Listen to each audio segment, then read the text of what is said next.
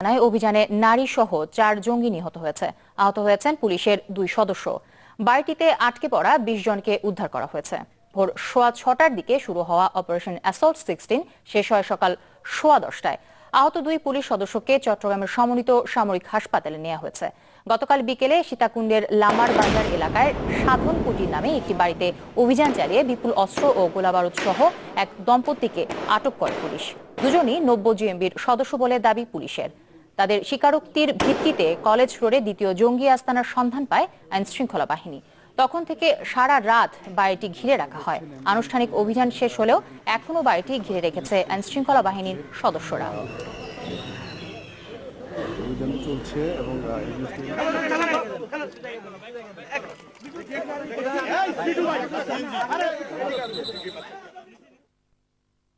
Operation আপাতত এই জঙ্গিদের যে বিরুদ্ধে যে অপারেশনটা সেটা শেষ হয়েছে, কিন্তু মূল যেটা এখনো বিল্ডিংটা নিরাপদ করার জন্য আমাদের বোম ডিসপোজাল ইউনিট ভিতরে ঢুকছে। তারা যে বিপুল যে বিস্ফোরক দ্রব্য রয়েছে সেগুলো সেখান থেকে উদ্ধার করার চেষ্টা করবে। আমরা এখন পর্যন্ত 4টা ডেড বডি ওখানে দেখেছি। 19 আকারে মোট স্বাধীন ছিল, এখন আমরা উদ্ধার হয়েছি, আল্লাহর রহমত আমরা ভালো আছি। ওনারা বলছে, নির্দেশ দিয়েছে আমাদেরকে মেডিকেল যাওয়ার জন্য। আমরা বাচ্চাদেরকে নিয়ে মেডিকেল চলে যাচ্ছি। আসলে আমরা রুমের ভিতরে ছিলাম, দরজা বন্ধ করেছি, এরপর কিছু গিয়েছে আমরা বলতে পারবো না। দর্শক, এ বিষয়ে আরো বিস্তারিত জানাতে সীতাকুণ্ডের ঘটনাস্থল থেকে সরাসরি যোগ দিচ্ছেন আমাদের সহকর্মী রনি দত্ত। রনি, অভিযানের সবশেষ খবর আমাদেরকে জানাবেন। যদি আপনি জানেন যে কিছুক্ষণ আগেই যে অভিযানটি শেষ হয়েছে, জঙ্গি যে নিরোধ অভিযান, সেই অভিযানটি শেষ হলেও কিন্তু বাড়িটির আশেপাশে বিপুল সংখ্যক পুলিশ মোতায়েন রয়েছে এবং এই বাড়িটিতে কিন্তু এখন যে বিস্ফোরক দ্রব্য রয়েছে সেই বিস্ফোরক দ্রব্যগুলোকে নিষ্ক্রিয় করার যে চেষ্টা, সেই চেষ্টাটি চলছে। আপনাকে যদি আমি দেখাই, এই যে বাড়ির এই ছায়ানির যে বাড়ির দোতলার বাড়ি, সেই বাড়িতেই কিন্তু বাড়িটিকে ঘিরে এই 18 ঘন্টার যে রুদ্ধশ্বাস অভিযান, সেই অভিযানের এই বাড়িটি। এবং এই বাড়িটিতে এখন এখানে যে যারা অবস্থান করছেন তারা হচ্ছে চট্টগ্রাম মেট্রোপলিটন সিএমপির ডিবি পুলিশের যে বোম ডিসপোজাল ইউনিট, সেই বোম ডিসপোজাল ইউনিটের সদস্যরা সেই বাড়ির ভিতরে আছেন এবং তারা খুব সাবধানতার সাথে এই বাড়ির প্রতিটি কক্ষে তারা যাচ্ছেন এবং গিয়ে যেখানে যে যারা জঙ্গির অবস্থান নিয়েছিল সেই জঙ্গি অবস্থান যে কক্ষটিতে, সেখানে বেশ কিছু বোমা এবং বিস্ফোরক দ্রব্য, এখানে কিন্তু গ্রেনেড এখানে কিন্তু রয়েছে, ছড়িয়ে ছিটিয়ে রয়েছে এবং তারা এখানে অনেকগুলো বিভিন্ন জায়গায় ছড়িয়ে ছিটিয়ে রেখেছেন জঙ্গিরা, যাতে এখানে যে কোনো আইন শৃঙ্খলা বাহিনীর সদস্যরা যদি এখানে যখন যায় তাদের যাতে বিস্ফোরণের ঘটনা ঘটে বা এই ধরনের তারা পরিকল্পনা করে তারা কিন্তু এইভাবে রেখেছিলেন। এবং সেই বিস্ফোরক দ্রব্যগুলোকে উদ্ধার করে সেগুলোকে নিষ্ক্রিয় করার যে চেষ্টা, সেই নিষ্ক্রিয় করার চেষ্টা এখন করছেন বোম ডিসপোজাল ইউনিট। এবং এই বাড়িটিতে আমরা যতটুকু এখনো জানি যে এখানে ছাদের উপর একটি বড় ধরনের একটি গ্রেনেড এখনো পর্যন্ত অবিস্ফোরিত অবস্থায় আছে এবং একই সাথে এই সিঁড়ি এবং কক্ষে এই বিস্ফোরণগুলো কিন্তু তারা কিন্তু আমাদেরকে জানিয়েছেন যে এইগুলো ধীরে ধীরে তারা বিস্ফোরণ করবেন। এবং এই রুদ্রশ্বাস এখানে যে 18 ঘন্টা যে অভিযান চালানো হয়েছে এবং এই অভিযান চালিয়ে এখান থেকে কিন্তু আপনি 20 জনকে উদ্ধার করা হয়, যাদের কোনো রকম ক্ষয়ক্ষতি ছিল না, এখানে আটকে ছিল জঙ্গিদের কারণে এবং অভিযানের কারণে আটকে ছিল, সেরকম 6টি পরিবার প্রায় 20 জনকে উদ্ধার করা হয়। এবং এখানে যে ভিতরের যে অবস্থা, সেখানে 4 জন জঙ্গির মৃতদেহ এখানে কিন্তু এখানে আছে এবং যার মধ্যে একজন নারী এবং 3 জন পুরুষ। এবং এই 4 জনের মধ্যে 2 জনের অবস্থা, 2 জনের যে মরদেহ সেটি কিন্তু ছিন্ন বিচ্ছিন্ন হয়ে গেছে। বিশেষ করে এটি এখানে যখন সোয়াতের টিম এখানে ভিতরে গিয়ে অভিযান পরিচালনা করার জন্য গিয়েছিল, তখন 2 জন আত্মঘাতী জঙ্গি তারা কিন্তু সোয়াত টিমের উপর আক্রমণ করে এবং নিজেরা যে বিস্ফোরণটা ঘটায়, এই বিস্ফোরণে তারা ছিন্ন বিচ্ছিন্ন হয়ে যায় এবং একই সাথে 2 সোয়াতের 2 পুলিশ সদস্য সেটা আহত হন। এবং এই পুলিশ সদস্য ছাড়াও আরো 2 জন আহত হন, একজন পুলিশ সদস্য, একজন ফায়ার সার্ভিস কর্মী, যিনি যে গ্রিল কেটে যখন উদ্ধার করা হয় সেই জানালার গ্রিল পরে একজন ফায়ার সার্ভিসের কর্মী তিনি আহত হন। এবং এখান থেকে যাদেরকে উদ্ধার করা হয়েছে তাদেরকে নিয়ে যাওয়া হয়েছে প্রাথমিকভাবে মানসিক যে অবস্থা, তাদের যে মানসিক অবস্থা সেটিকে সম্পূর্ণ নিয়ন্ত্রণে নিয়ে আসার জন্য এবং স্বাভাবিক করে নিয়ে আসার জন্য তারা কিন্তু তাদেরকে প্রাথমিকভাবে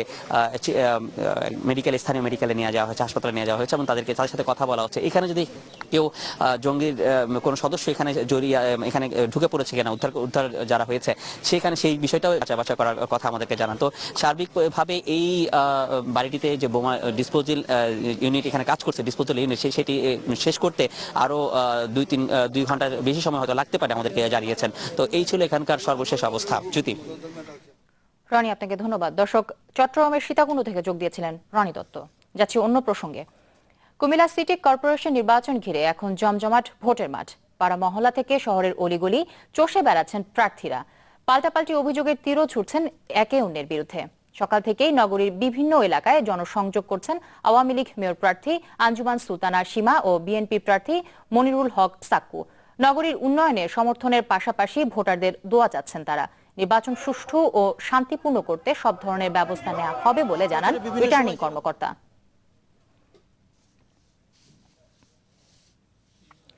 দর্শক, কুমিল্লা থেকে সরাসরি যোগ দিচ্ছেন হাসান হিমেল। হিমেল, প্রচারণায় কি কি প্রতিশ্রুতি দিচ্ছেন প্রার্থীরা? বিশেষ করে আমি যদি বলি কুমিল্লা সিটি কর্পোরেশন নির্বাচনে কিন্তু বর্তমানে যে মেয়র গত 5 বছর দায়িত্বে ছিলেন তিনি এই নির্বাচনে আবার প্রার্থী হয়েছেন এবং এর পাশাপাশি যিনি প্যানেল মেয়র ছিলেন তিনি আওয়ামী লীগের প্রার্থী হয়েছেন। বিশেষ করে এই দুজনই কিন্তু ক্ষমতার খুব কাছাকাছি, একজন ক্ষমতায় ছিলেন এবং একজন প্যানেল মেয়রের দায়িত্ব ছিলেন। তারা কিন্তু নগরীর মূল সমস্যা সেগুলো কিন্তু তারা এমনিতেই জানতে পারে এবং যেহেতু তারা নগরীর সমস্যাগুলো নিয়ে কাজ করেছে। বিশেষ করে কুমিল্লা শহরের মানুষের কাছে দুটি সমস্যা বেশ প্রকট। সেটি হলো যে একটি হলো জলাবদ্ধতা আর একটি হলো যানজট। এই দুটি বিষয়কে প্রাধান্য দিয়ে কিন্তু তারা যখন প্রার্থীদের কাছে কর্মী সমর্থক এবং সাধারণ ভোটারদের কাছে যাচ্ছেন তখন কিন্তু তারা একটি কথা বলছেন যে এই নির্বাচনে জিততে হলে এই দুটি পরবর্তীতে এই দুটি বিষয় সমাধান না করলে হয়তো তাহলে আগামী দিনে তাকে এই কুমিল্লা সিটি কর্পোরেশনের মেয়র পদে বসতে হলে তাকে কিন্তু ভাবতে হবে। সুতরাং সেই দুটি বিষয়কে গুরুত্ব দিয়ে কিন্তু প্রার্থীরা আগাচ্ছেন। আরেকটি বিষয়, আওয়ামী লীগের প্রার্থী সকালে যখন প্রচারণা করছেন তিনি সেই প্রচারণায় যে বিষয়টি বলছেন যে দেশের সামগ্রিক উন্নয়নের কথা চিন্তা করে তারা বর্তমান সরকারের প্রার্থী যেহেতু এই নগরের উন্নয়ন করতে পারবে আওয়ামী লীগ, সেরকম একটা প্রতিশ্রুতি দিয়ে তারা কিন্তু উন্নয়নের প্রচারণা চালাচ্ছেন। আর বিএনপির যিনি মেয়র প্রার্থী রয়েছেন তিনি কিন্তু এই সিটি কর্পোরেশনের মেয়র ছিলেন। তিনি বলছেন যে গত 5 বছরে তিনি নগরের বেশ কিছু দৃশ্যমান এবং বেশ কিছু উন্নয়নের কাজ করেছেন। বাকি যে কাজগুলো সেগুলো যদি শেষ করতে চান তাহলে কিন্তু তাকে আবারও মানে এই মেয়র পদে যদি আনা হয় তাহলে তিনি এই উন্নয়ন কাজের ধারাবাহিকতা রক্ষা করতে পারবে। সব মিলিয়ে প্রচারণার ক্ষেত্রে প্রার্থীরা উন্নয়নের পাশাপাশি আরেকটি বিষয় গুরুত্ব দিচ্ছেন। বিএনপির পক্ষ থেকে এই গণতন্ত্রের যে একটি বয়ান সেটি বলা হচ্ছে যে গণতন্ত্র ফিরিয়ে আনতে হলে নির্বাচনে তাকে জয়যুক্ত করতে হবে এবং এরকম সব প্রতিশ্রুতির ডালি নিয়ে তারা ভোটারদের দ্বারে দ্বারে যাচ্ছেন এবং ভোটাররা কিন্তু বেশ স্বতঃস্ফূর্তভাবে তাদেরকে সাড়া দিচ্ছেন। সব মিলিয়ে 30 তারিখে যে নির্বাচন হবে সেই নির্বাচনেই বোঝা যাবে কে হাসবেন এই কুমিল্লা সিটি কর্পোরেশনের শেষ হাসি এবং কে বসবেন মেয়র পদে। সব মিলিয়ে একটা উৎসব পরিবেশ কিন্তু আমি এই কুমিল্লা সিটি কর্পোরেশনে দেখতে পেয়েছি। জ্যোতি। হিমেল, আপনাকে ধন্যবাদ। দর্শক, কুমিল্লা থেকে যোগ দিয়েছিলেন হাসান হিমেল। কুষ্টিয়ার ছোট বড় অন্তত 8টি নদীর অস্তিত্ব বিলীনের পথে। বছর 10 আগে নদীগুলোর যৌবন থাকলেও এখন তা মরা খাল। অবৈধ দখল, পলি পড়ে যাওয়া ও দীর্ঘদিন সংস্কার না হওয়া সহ নানা কারণে হুমকিতে পদ্মার এসব শাখা নদী। পানি উন্নয়ন বোর্ডের কর্মকর্তারা বলছেন নদী সংস্কারে নেওয়া হচ্ছে সব ধরনের ব্যবস্থা। কুষ্টিয়া থেকে শরীফ বিশ্বাসের ধারাবাহিক প্রতিবেদনের শেষটি দেখুন আজ। ক্যামেরায় ছিলেন এসআই সুমন। কুষ্টিয়ার শ্মশানঘাটের পাশ দিয়ে বয়ে গেছে কালী নদী। পদ্মার এক সময়ের খরস্রোতা এই শাখা নদীর এখন অস্তিত্ব নেই বললেই চলে, কারণ নদীর বুক চিরে নির্মিত হয়েছে কুষ্টিয়া রাজবাড়ী সড়ক। শুধু কালী নদী নয়, কুষ্টিয়ার ছোট বড় অন্তত 8টি নদীর একই দশা। বর্ষা মৌসুমে কোথাও কোথাও পানি দেখা গেলেও শুষ্ক মৌসুমে একেবারেই মরা খাল। যেগুলি শাখা নদী আছে সেগুলি সব একদম শুকনায় হয়ে গেছে, সে নদীতে পানি নাই, পদ্মা তো পানি নাই, এবার ওপর সবই চর। রেল লাইন প্লাস বাঁধটা তার উপর দিয়ে মানে স্থাপিত হওয়ার কারণে সে নদী একেবারেই মারা গিয়েছে এবং সেখানে আজকাল ধান আবাদ, বিভিন্ন সরিষা আবাদ এই সমস্তগুলো দেখা যায়। গবেষকরা বলছেন পদ্মায় পানি না থাকায় ভরাট হয়ে গেছে এসব নদী, হয়েছে বেদখলও। তারা মনে করেন নদী রক্ষায় এখনই সমন্বিত উদ্যোগ প্রয়োজন। এই নদীগুলোর সাথে যে কানেক্টেড ছোট ছোট নদী আছে সেগুলির প্রবাহ অব্যাহত রাখা যায়, কিন্তু তার আগে খননের প্রয়োজন। যে নদী হারিয়ে গেছে, সেই নদীগুলি দখল হয়ে গেছে, ভূমিদস্যুরা দখল করে নিয়েছে, সেগুলি পুনরুদ্ধার করতে হবে। এই যখন পরিস্থিতি, তখন ছোট বড় নদীর পানি প্রবাহ নিশ্চিতে নানা উদ্যোগ নেওয়া হয়েছে বলে জানালেন পানি সম্পদ মন্ত্রী। জানান, প্রায় 40,000 কোটি টাকা ব্যয়ে ব্যারেজ নির্মাণের কথা ভাবছে সরকার।